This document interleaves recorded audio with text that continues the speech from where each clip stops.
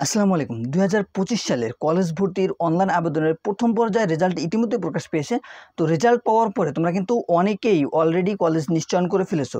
তো তোমরা অনেকেই জানতে চেয়েছো যে নিশ্চয়নের পরে আমাদের কাজ কী। তো আজকের ভিডিওটা মূলত এই বিষয়ে যে নিশ্চয়নের পর তোমাদেরকে কী করতে হবে, নিশ্চয়নের পরে এখন তোমাদের কোন কাজগুলো বাকি আছে। তো এজন্য ভিডিওটা অবশ্যই শেষ পর্যন্ত দেখতে থাকো এবং চ্যানেলে নতুন হয়ে থাকলে অবশ্যই চ্যানেলটাকে সাবস্ক্রাইব করে রাখবে। কথা না বাড়িয়ে চলো মূল ভিডিওটি শুরু করি।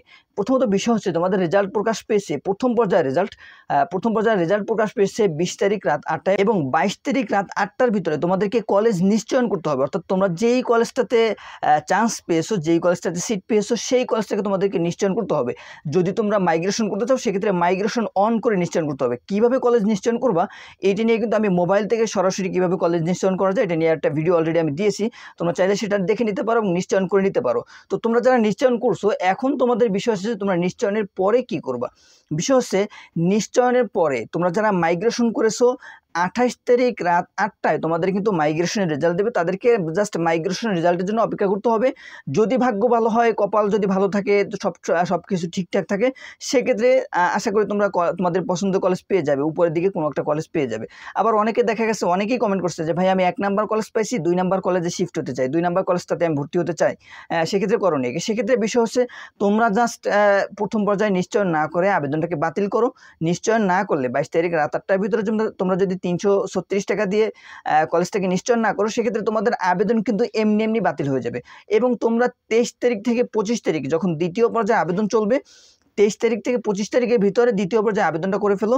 সেক্ষেত্রে তোমরা কিন্তু একটু হিসাব করে বুঝে শুনে একটা চয়েস লিস্ট তৈরি করবা, যেখানে তোমাদের কোনো অপছন্দের কলেজ যেন না থাকে। আমরা কিন্তু প্রথমে বলছিলাম, প্রথম পর্যায়ে তোমাদেরকে অনেকবার সতর্ক করা হয়েছিল যে তোমরা এমন একটা চয়েস লিস্ট তৈরি করো যেখানে তোমাদের কোনো অপছন্দের কলেজ থাকবে না, সবগুলো কলেজই পছন্দের। আর পছন্দ ক্রমটাও হবে উপর থেকে, মানে সব থেকে পছন্দের যেটা থাকবে ওইটা উপরে থাকবে, তারপরে যেটা থাকবে ওইটা নিচে থাকবে, তারপর এভাবে সাজাতে হবে। তো তোমরা যারা বলতেছো যে 1 নাম্বার পাইছি 2 নাম্বারে যাইতে চাই, এটা আসলে এখন তো তোমাদেরকে কিছুই করার নেই, তোমাদেরকে জাস্ট দ্বিতীয় পর্যায়ে আবেদন করতে হবে। আর যারা নিশ্চয়ন করে ফেলেছো, মাইগ্রেশন করো নাই, কোনো কিছুই না, জাস্ট পছন্দ কলেজই পাইছো, পছন্দ কলেজটাকেই নিশ্চয়ন করে ফেলেছো, তাদেরকে এখন জাস্ট চূড়ান্ত ভর্তির জন্য অপেক্ষা করতে হবে। আর কোনো কাজ নেই তোমাদের, এখন আর কোনো কাজ নেই, তোমাদেরকে জাস্ট চূড়ান্ত ভর্তির জন্য অপেক্ষা করতে হবে। সেপ্টেম্বরের 7 তারিখ থেকে 14 তারিখ পর্যন্ত চূড়ান্ত ভর্তি হবে। এই সময়ে তোমাদের চূড়ান্ত ভর্তির জন্য অপেক্ষা করতে হবে এবং 15 তারিখ থেকে তোমাদের ক্লাস শুরু হবে। তো সেক্ষেত্রে চূড়ান্ত ভর্তির জন্য তোমাদের যে পেপারসগুলো লাগবে সেগুলো তোমরা এখন রেডি করো, এখন থেকেই রেডি করতে হবে। তোমাদের কিন্তু মূল মার্কশিট লাগবে, তারপর হচ্ছে রেজিস্ট্রেশন কার্ড, অ্যাডমিট কার্ডের ফটোকপি লাগবে, টেস্টমোনিয়াল লাগবে, নিজেদের জন্ম নিবন্ধনের ফটোকপি লাগবে, মা বাবার আইডি কার্ডের ফটোকপি লাগবে, তারপর হচ্ছে তোমাদের নিজেদের পাসপোর্ট সাইজ ছবি লাগবে। তো এই যে বিষয়গুলো লাগবে এইগুলো তোমরা এখন রেডি করো। এবং তোমরা কিন্তু কলেজ ভেদে যারা ঢাকা শহরের ভিতরে কলেজগুলোতে ভর্তি হবে তাদেরকে কিন্তু ভর্তি ফি হিসেবে 5,000 টাকা দিতে হবে। তারপর যারা বিভাগীয় পর্যায়ে অন্যান্য বিভাগ আছে, খুলনা বিভাগ, রাজশাহী বিভাগ, চট্টগ্রাম বিভাগ, এই যে বিভাগগুলো আছে বিভাগীয় শহরে যারা আছে ঢাকা শহর বাদে, তাদেরকে 3,000 টাকা ভর্তি ফি দিতে হবে।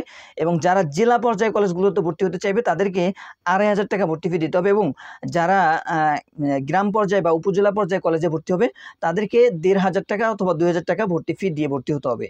এটা একটু এদিক ওদিক হইতে পারে, তবে এর কাছাকাছি থাকবে। এটা কিন্তু সরকার থেকে মোটামুটি নির্ধারণ করা আছে। বেসরকারি কলেজের জন্য একটু বেশি হবে, সরকারি কলেজের জন্য এটাই থাকবে। তো তোমরা এখন জাস্ট চূড়ান্ত ভর্তির জন্য প্রস্তুতি নাও। চূড়ান্ত ভর্তিতে তোমাদের যা লাগবে, যে পেপারসগুলো লাগবে ওইগুলো রেডি করো এবং প্রয়োজনীয় 2-4টা বই কিনে পড়াশোনা শুরু করতে পারো। এখনও কিন্তু প্রায় 20-22 দিন তোমাদের ক্লাস শুরু হতে বাকি, তো এখন থেকে তোমরা পড়াশোনা শুরু করতে পারো।